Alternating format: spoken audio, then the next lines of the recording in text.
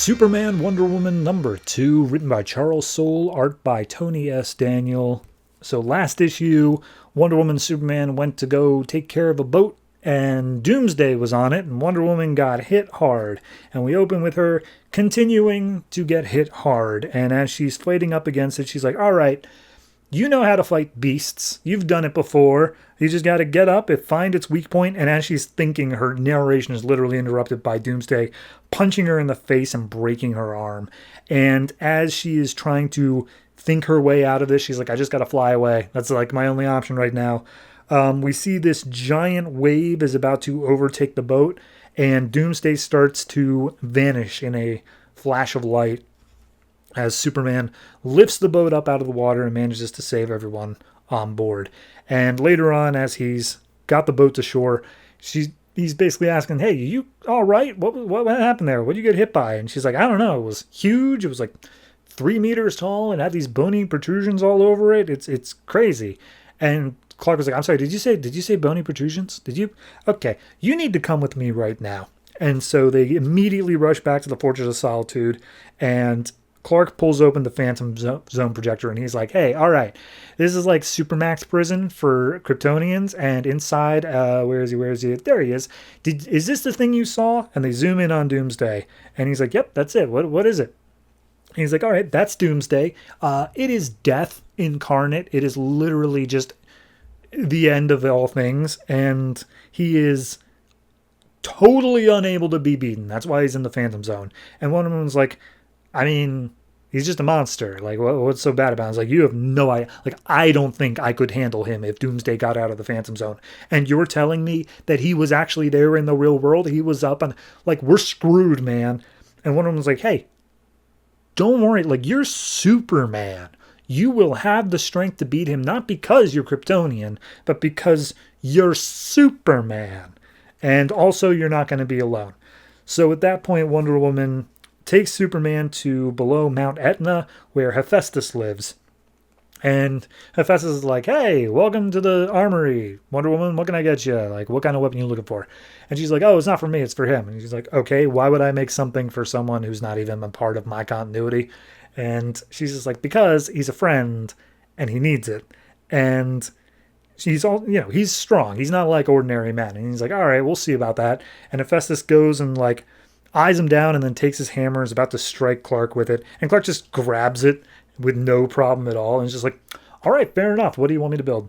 So Wonder Woman says, we just need this to be the strong, like, it's a suit of armor for war, and it needs to be the strongest thing that you have ever made, because the things we're fighting are the strongest we'll ever fight. And he starts making it, and Superman's like, hey, thanks for the help. And he's like, I ain't doing it for you. I'm doing it for her. So at that point, Apollo and Strife show up. And if you're not reading Brian Azzarello's Wonder Woman, they're just other gods who don't particularly like Wonder Woman.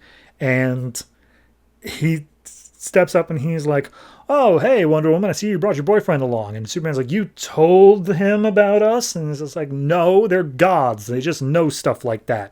It's very inconvenient. And Apollo basically is like, all right, look, I get it. Wonder Woman, you want to slum it every once in a while, but this is embarrassing. I mean, he's not even human. Gross. And he just basically keeps talking down Superman the whole time. And Superman's like, excuse me, hey, real quick, just want to make this clear. She said you're a god. You are a god, right? And he's like, yeah, I'm the personification of the sun itself. What you gonna do about that? And he's like, oh, nothing. But like, if you talk to Diana like that again, I'm not gonna hold back because I think you can take it. And he's like, oh, is that the case? And so he just backhands Superman. Superman goes flying into Hephaestus's iron melting pot or whatever. And then we take a break and we go to Cat Grant, who's trying to get in contact with Clark, and Clark's not answering. And that's it. That's the whole break. Anyway, back to Superman. Wonder Woman goes to try to fish Superman out of the iron thing, and Strife is like, it's always a bummer when you see your boyfriend lose a fight. Like, you can never just ignore that. It's always going to be sitting there in the back of your head over and over again. And Wonder Woman goes to attack Apollo, but then Superman gets up and he's like, no, allow me. And so he comes flying out, he punches Apollo, And Apollo falls back, not nearly as far. And he's like, "You dare lay a hand? I am the sun." And he blasts Superman with his like powers. And Superman just stands there and he's like, Did you just blast me with sunlight? You're not too bright, are you?"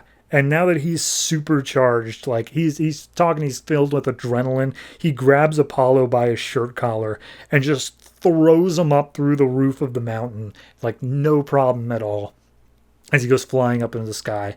And Superman turns to Diana and he's like, "Before you say anything, I know that you could handle that, but I really wanted to do it myself." And Strife is like, "Oh my God, you're perfect." So at that point, Superman turns to Hephaestus, says, "Thank you again for your offer of help, but I think we're going to pass. I don't really want to deal with his family anymore, so bye."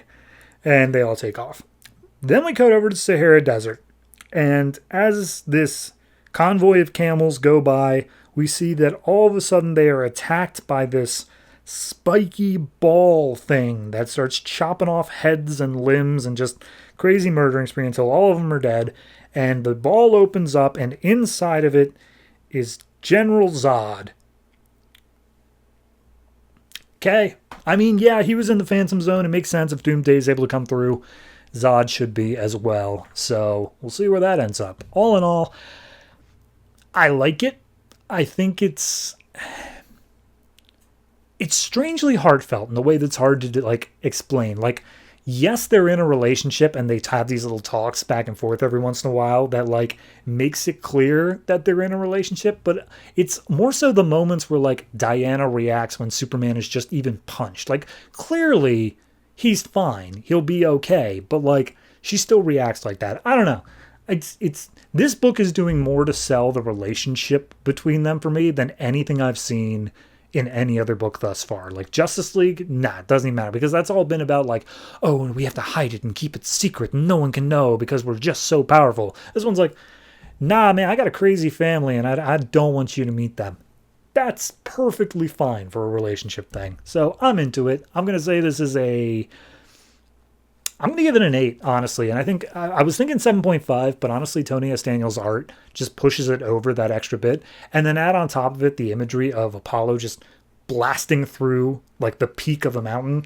It's just tiny little moments like that I love. So yeah, 8 for this. Really enjoying it.